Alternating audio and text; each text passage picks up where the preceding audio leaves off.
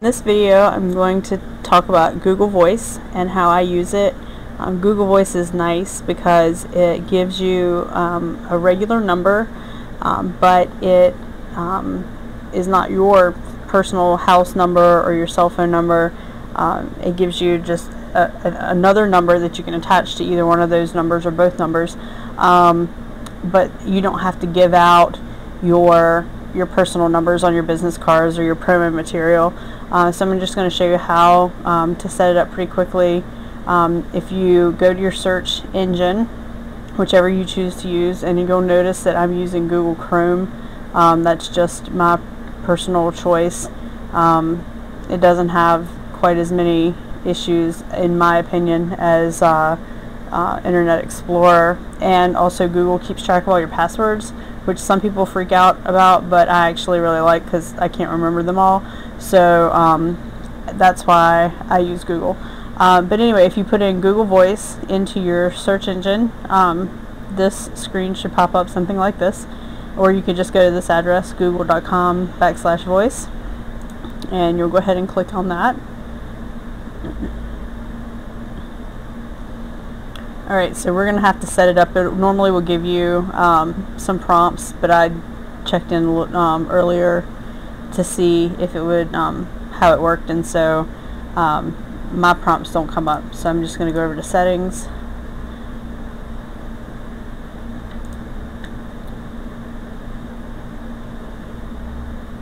Alright, here it is. Get a voice number. So this is what will pop up. So I want to use a new number.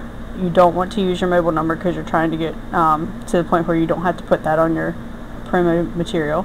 So I want a new number, but you'll notice that Google, it can you can use one number and it'll ring to all your phones, so you can forward it to your cell phone or to your home phone. It also gives you online voicemail with transcriptions, and you can get those sent to you by email or text. And I actually use that on my personal cell phone. My cell phone provider doesn't provide me, I mean, it does provide me voicemail, but I've chosen to use Google Voice instead, just for this reason, because I really hate listening to voicemail, and I'd much rather just read the message. That's why a lot of times I'll ask you just to text me instead of leaving me a voicemail, because it's just easier for me to see it. So that's one of the really nice things about Google, and some cell phone providers are doing that now, but Google was kind of the first one that did it. And then custom greetings and call blocking, and you can click on here to see what other things they do. Now we're going to go ahead and go. So I want a new number, and before choosing a Google Voice number, please add a forwarding phone that will ring. So I'm going to put in my home number that we never use, and it's selected as home. So just go ahead and click continue, and they're going to call.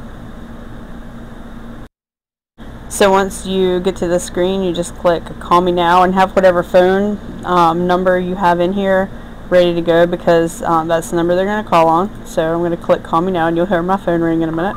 There it is. So you just pick up the phone. It will ask you for the 2-digit verification code. You put that in. Okay, so that's it. It just says your account is now active, and this is the screen that pops up. So when anybody calls this number, it will ring to all of the phones, and it'll ring to my house phone and everything. So now we're looking for the number that we'd like to have as our Google number. So you can put in, I'm going to just put Washington, DC, and I'm going to say I want the last last 4 digits of your number, if that's easy to remember. I'm not going to do that. I'm just going to do a random number and search numbers. Nope, I guess that's not a valid number. Alright, search numbers. Okay, so there's none available with this number. Just go through all the Washington. Nope. Okay, so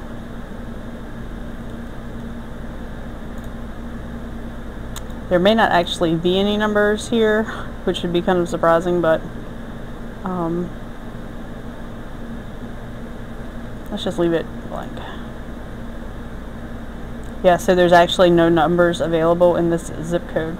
So I'm going to do a Maryland area code. Let's see what's available there.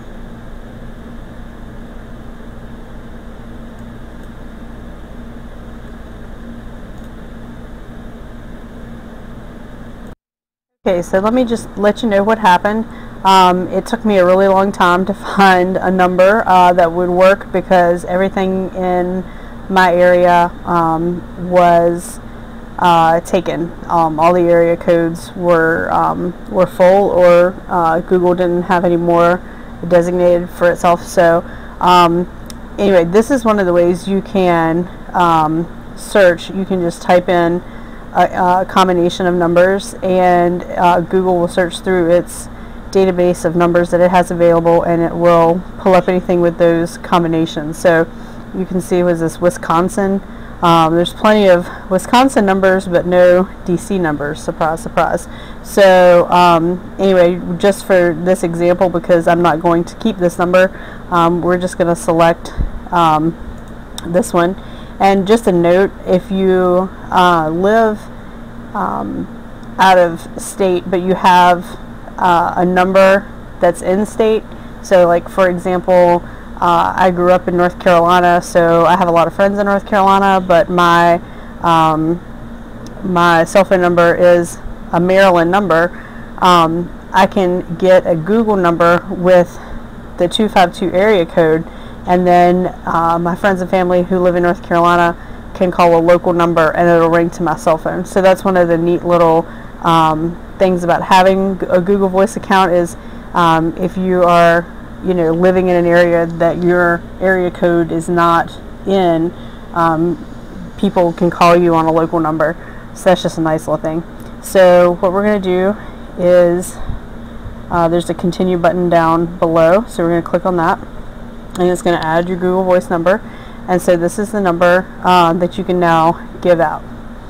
So just click finish. And this is how your messages will show up. So when you get a voicemail, Google will do its best to transcribe it, and it'll be a message like this, and you can play it from your computer. You can also play it from your phone. It'll show up there. This one specifically is linked to the Google Chrome account that I have. You can see that my picture is here and my name. If not, you'd probably have to go through more steps to set it up so that it would have your email. But this one is already built in. That's another reason I like Chrome, is everything is all in one place. So I don't have to go through and do a whole lot of extra information. But here's the settings. So these do go, you'll see that this is a Gmail account, and this is my home phone number. So all the calls are going to go to those. It forwards calls to Google Chat. If you have Gmail open, you'll see a little alert in your chat box. Voicemails and text. This is where you would record a new greeting. So what you do is you can click on this and continue, and what it'll do is it'll give you options for how you want to record it. So if you chose this, then I would hit connect, and my home phone would ring, and it would walk me through how to record a new message, and then that would show up here, and you can play it from your computer so you can hear what it sounds like. You can re-record, which will go through all the steps again. You can rename it, or you can just delete it. And when you have new voicemails, it emails it to the email address you have on file. You can add a new address there. Text messages are the same. They go right to your email, or you can actually have them forwarded to your SMS text messages on your cell phone. This is a voicemail pin. It works just like your regular voicemail pin, so you set it, and then it's just a security feature. And I always check this, transcribe voicemails, because that's the whole point of using Google Voice, is that it gets, well, that's one of the many reasons to use it, is because you get text voicemails instead of voicemails you have to call and listen to. So I'm just a visual person. It's a lot easier for me to see a text or to see an email than it is to listen to a voicemail and try to remember all of the details of the voicemail. So that's just me. Calls. This is just your basic setup. This is a feature that I actually really like. I usually display my Google Voice number, so that way I know if a number is calling me, they're calling me probably from my promotional material, as opposed to just telemarketer or somebody who has my email from my cell phone number from Facebook or something like that. So that's kind of a nice little clue. If you'd like to display the caller's number, you can do that. Google will hold them for you, so you don't have to try and write them down or anything. It'll show up in your call log. But that's a nice little feature, just as a reminder, like this phone call is coming from your promo material number. So that's a nice thing to do. Now this, do not disturb. This is like if you were in a meeting or something, you could set this. There's another one somewhere that I definitely want to show you.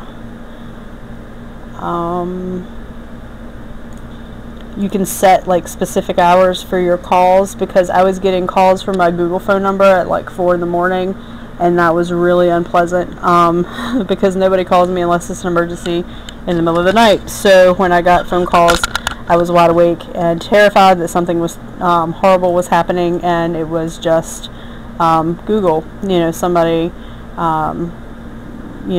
calling randomly to a wrong number. So that's a nice little feature, but I'm sure somewhere else it's in here. Okay, so you can also record your messages if they come through, or your phone calls if they come through Google Voice. You just hit 4. That's an option that you have to enable, though. If you click it here, you can enable recording automatically from your phone. You just, when you're in the call, you hit 4. It'll record the phone call for you. And then Google does keep track of spam numbers, because that's now a thing, and they go immediately to the spam folder. So I click that as well, just because that's where a lot of people get like random charges from numbers out of the country. So that's just always a nice little safety thing. Okay, groups and circles. This is how you, this is part of Google's system. So you can see, like, if you use Google email, then your Google contacts can see you. Anonymous callers, you can decide what goes where from who. So all of your contacts will see your default greeting, and it'll ring all phones. Anonymous callers, you can set a different greeting if you wanted to. So you could set that to like system standard, and so that's just a different